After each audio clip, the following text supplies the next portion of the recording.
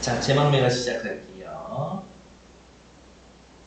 죽은 누이를 위해 제를 지내며 불렀던 노래, 월명사, 스님이었었고, 그의 종류는 향가, 신라시대에 쓰여졌습니다. 밑에 제목으로 감잡기, 죽은 누이를 제사 지내면서 부른 노래라는 뜻으로 죽은 누이를 추모하고 누이의 죽음으로 인한 슬픔을 종교적으로 극복하고 있는 작품이다. 미리 말씀을 드리면 9에서 19에 나와 있는 별명 낙구에 이러한 내용이 담겨져 있다. 밑에 핵심 정리해 볼게요. 19채 향가, 글의 종류는 3단 구성이라서 4, 4, 2로 되어 있고 누이가 죽었으니까 애상적이지 서정적 정서를 풀어낸다. 종교적, 불교 이야기를 하고 있겠죠. 누이의 죽음에 대해서 이야기합니다. 죽은 누이에 대한 추모, 주제는 언제나 중요하니까 별표, 표현, 정제되고 세련된 기교와 비유를 통해 슬픔을 종교적으로 승화합니다.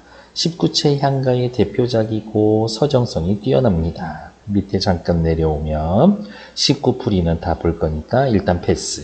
왼쪽 배경설화, 월명사가 일찍 죽은 누이 동생을 위해 제를 지어 올릴 때 이 노래를 지어 제사를 지냈다. 월명사가 향가를 부르자 호련히 광풍이 일어나 종이돈이 서쪽으로 날려 보내 없어지게 했다. 서쪽 어디겠어요? 저승이겠지. 쉽게 이야기하면 극락세상이겠죠? 서쪽에 있는 깨끗한 세상, 극락세상, 서쪽에 있는 깨끗한 세상이라고 이야기를 해서 서방정토라고도 이야기를 하고요. 이 글에 나타나 있는 극락세상 밑에 미타찰 하나 더 적어 놓으면 괜찮겠네. 출제의 맥, 죽음에 대한 화자의 인식과 태도. 처음에는 화자는 누이의 죽음으로 인해 슬픔과 고뇌에 빠지고 네가 죽어서 어디 가진도 모르는데 인생이란 그런 거구나 삶의 무상감과 허무감이 느끼고 누이의 죽음을 슬퍼하고 괴로워하는데 그치지 않고 나는 미타찰에서 너를 만날 거니까 그때까지 돛닦아 기다리게 보겠다 라며 종교적으로 극복하려는 태도를 보여준다. 이해와 감상 확인하죠. 이 작품은 전체 442로 되어 있고요. 기, 서, 결이라고 합니다. 3단 구성. 19채 향가로 누이의 죽음으로 인한 슬픔과 비탄이 있지만 그것을 종교적으로 극복하고 다시 만날 것을 기약하고 있다. 재회를 소망한다. 처음 1, 2, 3, 4에서는 죽은 누이에 대한 추모의 정, 5, 6, 7, 8에서는 너와 나는 같은 부모에게서 태어났는데 우리는 이렇게 헤어질 수밖에 없구나. 삶의 무상감. 마지막 90에서는 극락세상에서 만날 걸 가정하면서 누이와의 재회를 소망하고 있다. 이 작품은 누이의 죽음을 가을에 떨어지는 나뭇잎에 비유하고 한 부모에게서 태어난 오누이의 관계를 같은 가지에서 나온 것으로 인식해서 한 부모를 같은 가지로 인식한다. 표현기교가 뛰어나 찬기파랑과 함께 서정시가 뛰어난 향가 작품으로 평가받고 있다. 다음 페이지. 제막매가의 짜임에 대해서 본대요. 기서결 3단 구성으로 되어 있고 4, 4, 2. 죽은 누이에 대한 혈육의 정, 누이의 죽음으로 인한 인생무상, 허무함. 하지만 종교의 슬픔의 종교적 승화, 극복해 내겠다. 시어의 상징적인 의미는 앞에서 다 해석하면서 할 거니까 지금은 패스. 제막매가의 서정성, 어린 나이에 죽은 누이 동생을 위해서 어린 나이에 죽었습니다. 요절. 제를 올리고 명복을 불러주면서 부른 노래입니다. 하지만 이러한 의식적인 측면보다는 누이의 죽음을 계기로 삶과 죽음의 문제를 성찰하고 그를 통해 화자가 느낀 개인적 정서를 드러내고 있다는 점에 주목해 봅니다. 글 쓰니까 주목하라고 했으니까 우리도 같이 주목해 보면 되지.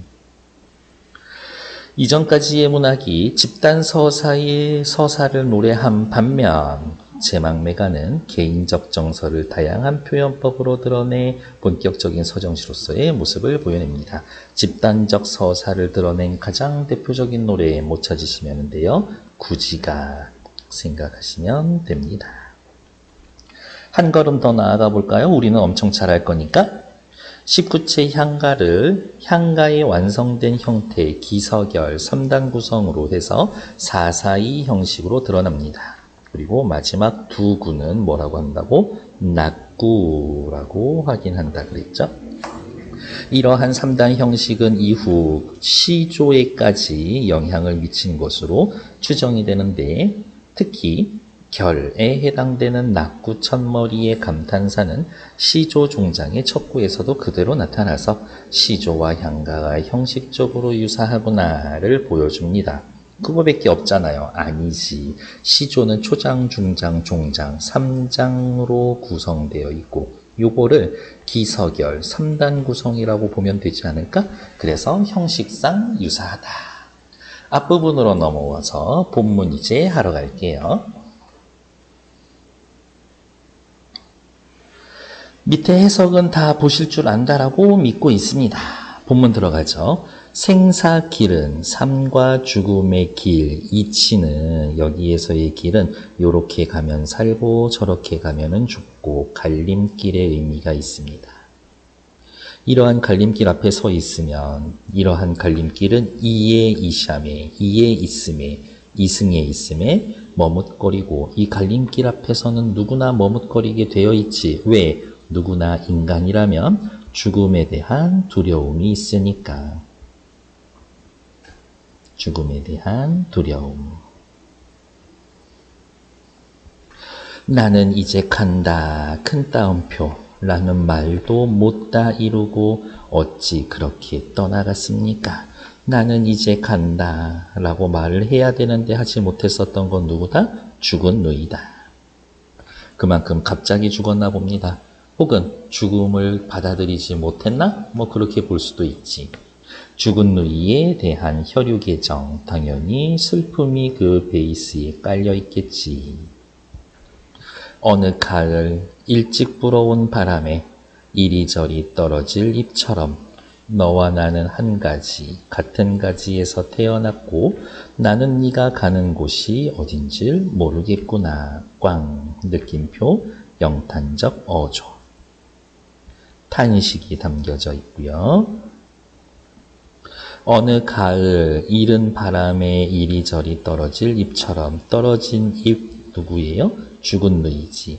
바람이 불어와서 이파리가 떨어진 거죠? 그러면 바람은 누이를 죽게 한, 이파리를 떨어지게 한 죽음의 원인 정도로 볼 수가 있겠네. 일찍 불어온 바람입니다. 일찍 죽었네. 요절.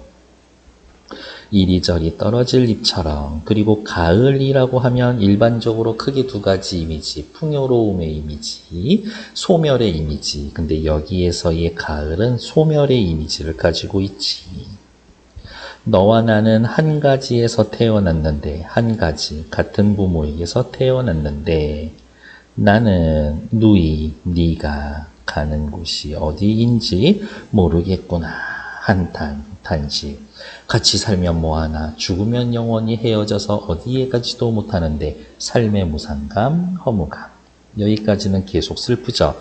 하지만 아야, 감탄사, 마지막 두 줄을 낙구라고 이야기를 했고 항상 감탄사로 시작을 합니다.